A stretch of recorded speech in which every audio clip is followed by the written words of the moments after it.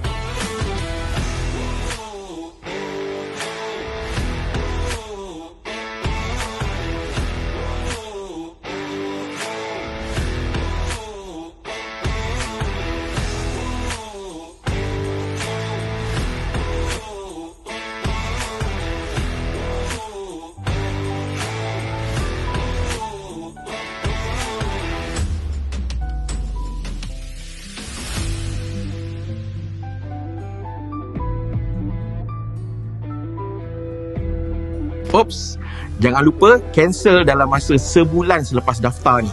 Hanya sebulan je percuma tau. Apa lagi korang tunggu? Dah ada akaun Google AI Pro free trial sebulan? Jom belajar bersama Master AI.